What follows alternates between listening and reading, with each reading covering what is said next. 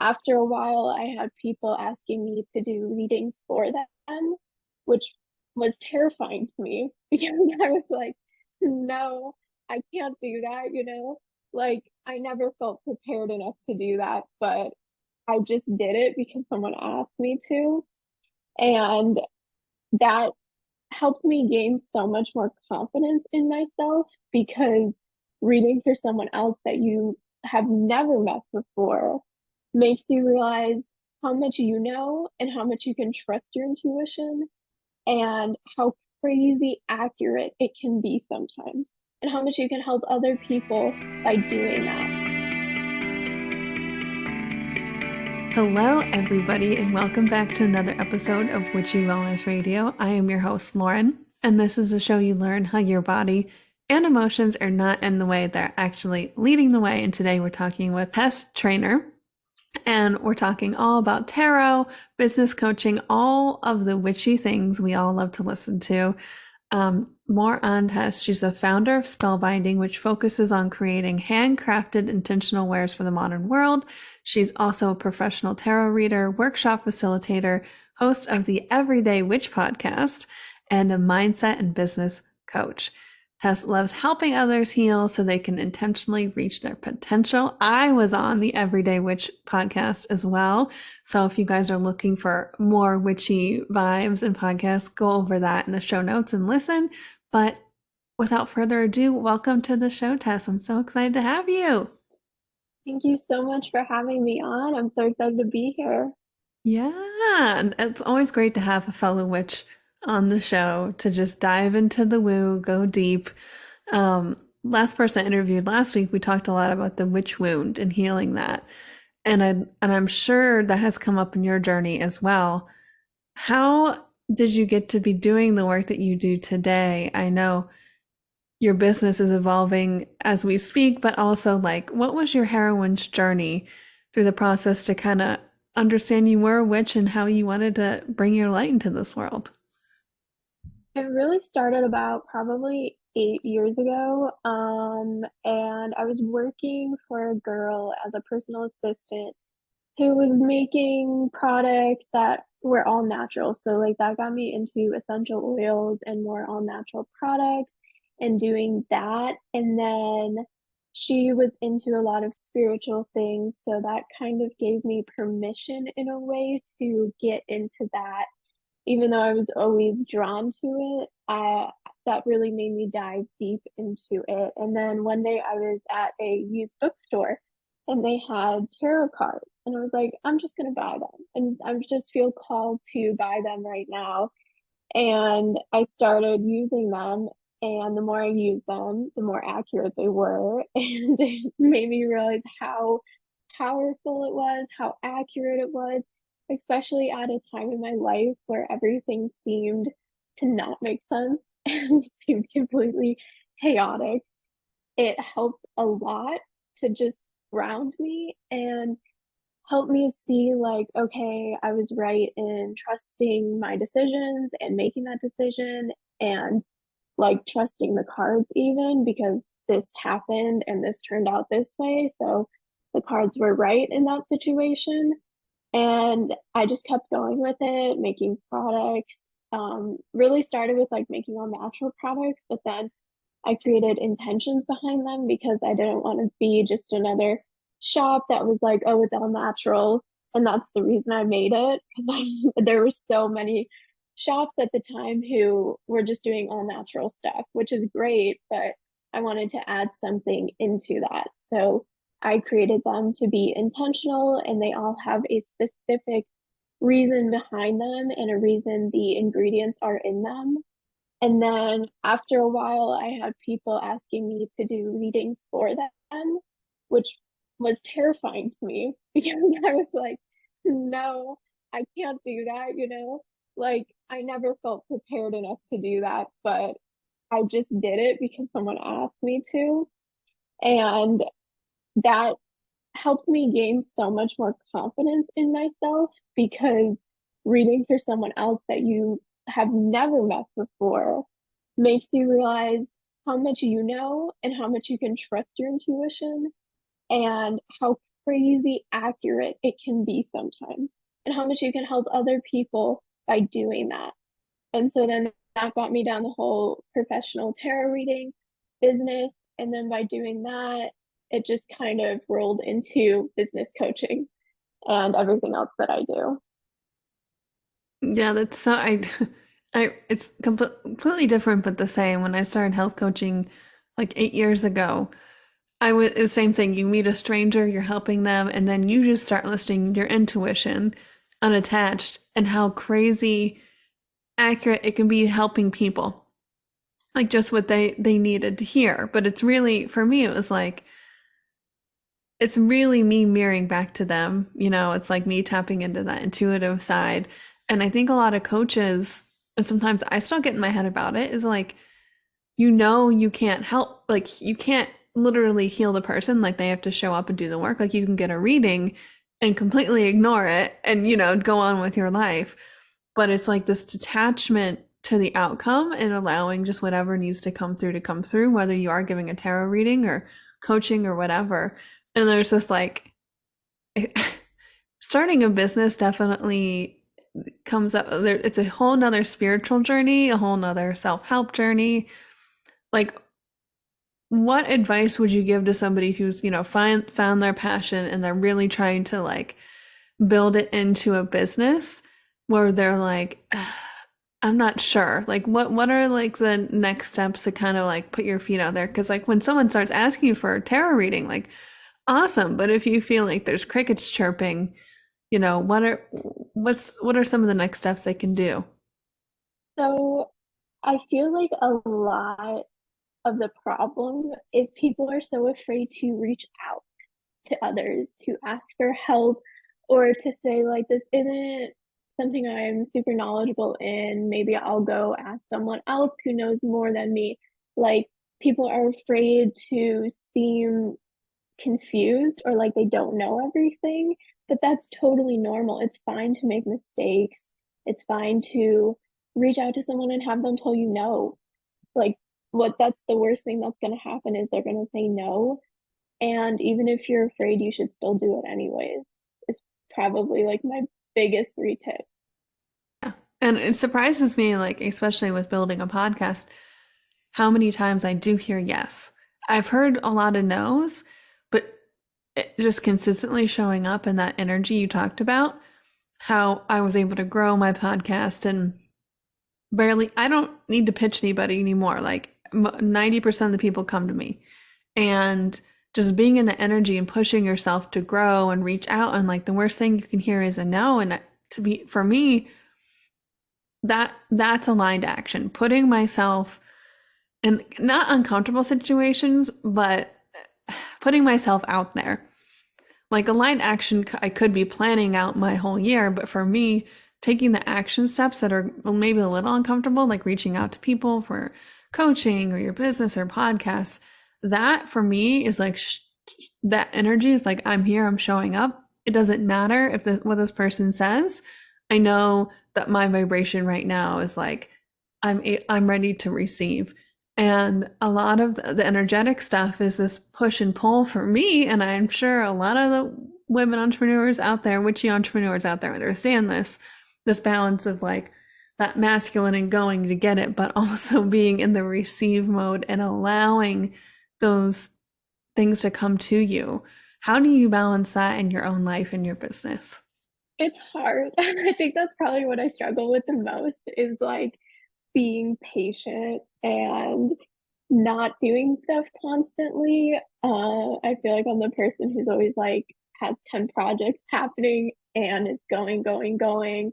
But I do like try to take breaks on social media. And if I'm feeling really tired or like my body's just needs a break, I will take a break for like a day or two and just chill and rest in bed. But it is hard, especially if you're like trying to start a business, to not burn yourself out constantly. Like that is really difficult. And I talk to people all the time about this, especially with social media, being on it, having to be building that community and responding to people.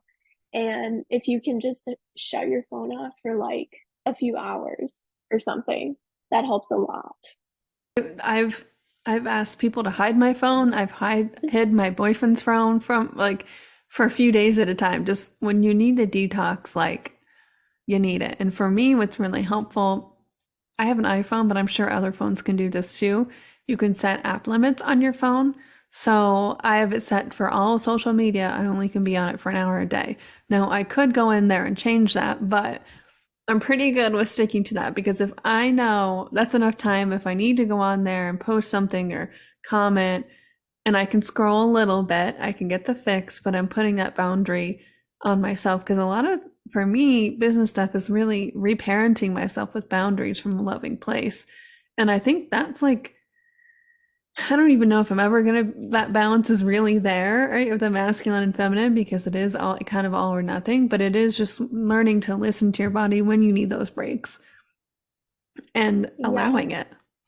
Yeah. And boundaries are so important in business and so hard. Like with clients, I'm sure you know, but like just in general, like if you, I feel like have a coaching business or are doing well, like you probably get with your podcast, people come to you and want to know how to do it or want free advice and want all this stuff from you because it's amazing that they look up to you. But then on the downside, it's like, okay, but like now I'm giving away all this information, or now you're just coming to me because you want something. And so setting boundaries like that is also important, but it can be difficult because those people might be your friends. And so it's like that awkwardness of setting the boundary of, I'm not gonna, you have to pay me, even if you're my friend, because I'm providing a service. 100%. And I know for me, I've done in the past, like I've traded with friends who also have businesses. Like my friend who's a chiropractor, I traded services with him. Like it doesn't have to be like pay me money. And I think a lot of people get weirded out by money at first, and that you really have to work through a lot of your money blocks if you want to have a business. But the trade for me really helped because I was able to see like, of course I spend money on getting adjusted, like, or getting energy work done. For me, that's like, that's a value. And for me to see when I first started, it was like, oh wow, people value me as much as I value those services. I'm like, oh wow, that, it's a value thing, and knowing your worth and allowing yourself to receive that. And what I tell myself is like, I'm open to receive abundance from any area, not just the areas I think, because when you kind of beat a dead horse the whole time and put so much pressure and this like negative energy ball towards like this needs to make money, and like I think of like the TikTok or Instagram reel when they're like you're holding a crystal or something, like you better fix me, and you just kind of you get into this like energy like loop where sometimes it's easy to get stuck in like that desperation for needing this business to work because you put all your eggs in this basket.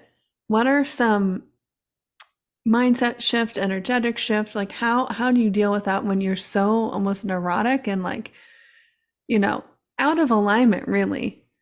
I think just taking a step back, as hard as it is, like taking a step back, maybe changing your perspective or focusing on something else. Like if there's a different project that you haven't started or that you started but you haven't worked on it in a while, focus on that instead. And maybe something will happen with what you were trying to make happen if you're not 24/7 focusing on it, or just simply like straight up take a break. And it's really difficult because if you like want money or you need money, it's really difficult to be like step back and let go of that control. But sometimes like it's this weird thing of when you don't really need something to work and you don't care if something works, it works the best. And when you really need something to work, it doesn't always work out. It's like releasing that control and just seeing what happens. So simple, but when you're so passionate about what you want to do, especially in business, it's easy to get stuck in that loop. And for me, it's like, okay, I just got to go general, like talking about what Abraham says, go general, like what thinking about and doing either another project or something completely different, not even related to your business, to get myself to a place where I feel that more bird's eye perspective, that I understand that every single thing is working out for me, it's happening for me. And I mean, sometimes even just taking a walk outside, it just really helps you get out of the atmosphere, get out of the container where you normally are working, and just shift the energy. And we just completely rearranged our entire place. And already I'm like, oh, I just rearranging furniture helps so much when you just are kind of like stuck in a gunk and you're like, I need to get some energy moving.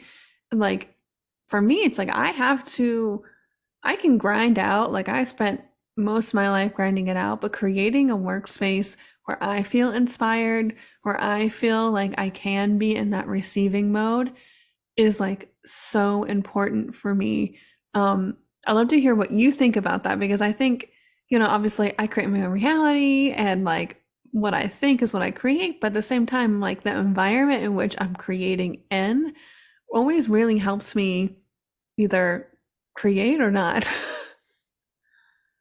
Yeah, I agree with that. Like it has to be somewhat peaceful Yeah. and you have to be passionate about something, but you also have to be in an environment where like it's okay to be passionate about that. Like it's hard if you are trying to start a business and like no one thinks you can do it. I mean, to some people that might be good because like I know sometimes when someone tells you you can't do something like like this, that just like adds fuel to my fire and I'm like, I'm gonna prove you wrong. I'm gonna go out and do this 10 times faster now. So I could see that maybe benefiting some people, but a lot of times it's probably just gonna make you feel even more depleted. So I think that's important with your environment and just having a place where you can rest and get re-energized is really important. I know we kind of talked a lot about having the business and things that come up, but I would love to hear like how do you help support the witchy entrepreneur? What are your services would you offer if somebody is started a business or wants to start her own business, like how can you help support her? So I offer different types of coaching that basically it's to help your business grow, especially on social media. And I create a strategy plan, helping with branding, reels, engagement on social media, and really helping people who have unique businesses, so like witchy businesses, anything that's outside of the mainstream, so creatives, stuff like that, be able to find a spot where they can really thrive and grow, whether that's online or in person, whatever really works for them, and make a life for themselves within that bubble. Amazing. I know like it can feel alone. Like you said, when people around you don't understand what you're doing, whether they support you or not, it can you can get stuck in your head in these stories of, it's not going to work and just stuck in the false beliefs and having a coach or having a community of like-minded people, but someone who can mirror you, but also who's been there on that journey, and even just a few steps ahead, especially in business, like coaches have been so helpful for me because they allow you to see the loops that you're in and it also helps hold you accountable to like shifting that energy and taking that aligned action to go where you want to go, where is who you truly are. I've definitely been there before. And even if it's just like a one question that you feel like you need to ask someone, but it's great to get an outside perspective of like, your prices are so low and you can be charging way more because I think a lot of times people undercharge because they feel like, who am I to charge this price point? So I'm going to charge low because I want to sell, but it's not fair, like it's not right. And a lot of times an outside perspective can be like, why are you charging so low? or and this will really help you grow. And things that someone would never think of will really help them level up. But it's hard to see that from your perspective unless you really look from the outside. Totally, totally, totally agree. And I think things like bringing it back to tarot, things like divination and like learning to listen to your intuition, like working with a coach in any area of your life, I look for people who are going to help me become a better coach to me too. Like what are some skills that I can, take away that I can learn to apply in my own life. I wanted to talk a little bit more about tarot because I don't really know if we've honestly talked about it on here very much, which is funny after almost 5 years of the show. But how do you use tarot for, everyday life? But I'm assuming you apply it for your own business and like what to do if you're hitting your head against the wall. Like how do you apply the tarot in your own life and business? Like, if you want to use it every day or you're trying to learn, it's good to do a daily card pull and just pull it. You don't even have to know what it means. Just, study the card and then see where you feel like it comes up throughout your day. And then at the end, you could do a little journal about that. But I like to do like situation, obstacle, outcome types of readings for business. If you feel stuck, it's really good to do, or you have a question, or you're not sure what decision to make regarding business, that's when it's really helpful. But like tarot reading isn't actually fortune telling or like predicting the future. It's a forecast. So a lot of times it's things that you already know, but you aren't ready to acknowledge or you don't really want to face yet. So that's why it's helpful, but it's also difficult. And a lot of people don't like it because it's like being extremely honest with things that you don't want to acknowledge. Um, been there, reshuffle the deck, reshuffle the deck. I don't want to see that card. And I think things like tarot are another mirror into what's already there, like you said, and approaching life, but your business and things like tarot as a way to gain a different perspective. Because when we're kind of stuck in the same loop, the different thoughts in our day, probably going to the same places every day, you kind of get stuck in like Groundhog's Day in a way. And I found different things like tarot or oracle cards to be able to reflect on it. It's whether I want to see it or not. So if you get a card maybe you want to see or maybe you don't really want to see, what's kind of the next steps of like diving deeper into that message for yourself and how you can apply it into your life? It depends on like the situation the card was pulled. And I always tell people they can pull like clarifying cards. So if they get a bad card, like quote unquote bad card, and they are freaking out about it or don't know why they pulled the card, then you can always pull another card and a clarifying card and kind of see like why that card came up or what comes after that card. So I think that's important to understand like what if you pull the devil, is it reversed? Because that means that you're like leaving that toxic situation. If it's not reversed, maybe you could pull a clarifying card to see like what comes next or what you should be doing next. And that will really help you with figuring out your next steps. And same for like a good card, you can always do that. It doesn't have to be like only bad cards. Pull cards. I mostly pull different oracle cards. I always pull like multiple just to get a bigger picture.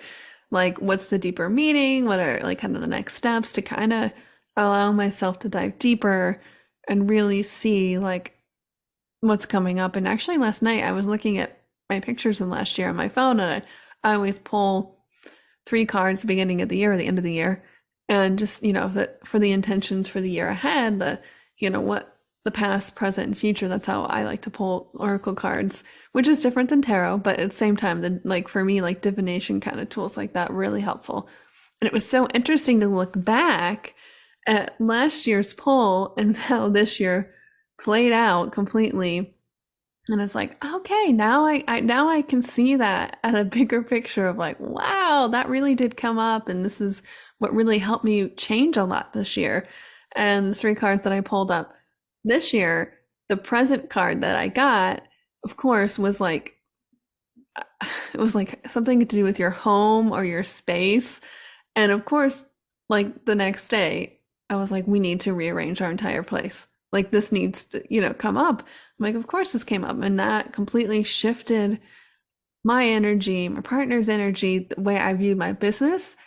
I haven't talked about this yet a lot, but I'm like totally shifting what I'm going to do in the future. Just the end of this year, listening. And I kind of wanted to tie these things together with business and really listening to your intuition of, I quit my corporate job this past year to go all in on my business. And then I kept manifesting shit out of the woodwork. The week that I left my job, I manifested a Category 5 hurricane where we live. And then after I get back, I manifested, I call it an energetic upgrade, but I got so sick for like 2.5 weeks. And all these things kept coming up. And emotionally, of course, energetically, things were coming up for me to see as well. And I really had to take a deep look at, myself, what was coming up in my business, and like, is this the direction that I'm supposed to be coming up in? Because literally the week I was launching my latest program, I couldn't get out of bed. I was so sick. So everything is happening for us. And just how do you look at life and, what's coming up energetically and emotionally in terms of, your intuition, your higher self, spirit guides, guiding you, reconfirming what direction you're going in, or like, when do you need to take a shift? Because I know we talked online, you said you're starting to shift towards certain areas in your business and letting go of other areas. Like, especially as a business owner, sometimes it's a little scary to be like, well, I'm gonna completely change what I'm doing and start all over. So how do you, I guess, how do you help people with that? And have you had to work through that yourself? Yeah, well, first of all, I want to say, like, I think it's totally normal to, at points in your life, be like, what am I doing? I don't even care anymore about my business or whatever. Or like, I have people say to me a lot, like, you have your shit together, you got everything like together, you look like you have an amazing life or something like that. And it just feels to me like when people say that, I'm like, no, I don't like that. Why are you saying that to me? Like it makes me feel so weird. But then I'm like, from other people's perspectives, I can see that it looks like I do because they don't understand like what's going on in my life or like how I feel about certain things. So I think it's just understanding that like you're never going to feel completely stable no matter what you do or where you are in life. But for me, like shifting is when you've completely lost all passion about and like any sort of passion, any sort of motivation to do what you've been doing. And you don't like see yourself doing it in the future or like daydream about, oh, I'm going to open a shop, I'm going to do this. Like it's just gone. And that's when I think like there's a shift, especially if you're thinking about doing something else.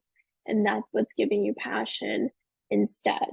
And then doing what you did before is feeling like actual work. And that to me is like my sign that it's time to find something else, focus on something else, and shift gears, which is really scary because it feels like I spent 7 years building something and then I'm just going to be like, I don't want to do this anymore. I'm going to shift and build something else that maybe it'll take another 7 years. And then what if in that 7 years I'm like, I don't want to do this anymore. But I also think that's growing. And like if you never, like you were talking about in the beginning, if you stay comfortable and stay where you are and don't take those risks, then you're never going to grow and maybe be extremely successful because you didn't try anything and you didn't get outside of your comfort zone. So, yeah, I don't know if that really totally answered the I mean, question, but yeah, it's that balance of like, for me, like with the podcast, there were times where like I would be so nervous to have the interview that like I wanted to cancel it. And so when I first started it, I did cancel a few because I was so freaked out and I couldn't handle it. And seeing myself now, I'm like, oh God, I love her so much. It's a balance of like, do I have stuff that I need to work through that's keeping me from that passion? Or it's like, no, I'm fully showing up and this is no longer my passion. And I think, especially as women, naturally that feminine, even childlike energy is like to create, and that changes. Like when I was a kid, I never had the one thing that I was always into. It always something new, something new, something new. And I always really judged myself for that. But I think, like you said, it's growth. We're not, it's, we get to experience something different and new, and we're creator beings and we want to create something new. And even though sometimes it can be scary starting from beginning, but it's just like this, we live in a cyclical world, the moon cycle or menstrual cycle, the day. And with certain ideas, I think that sometimes they run its course and you've learned what you needed to learn out of the experience. And whether you think it was quote unquote successful or not by society's terms doesn't matter. It's like what your inner being is guiding you to become you, more of you.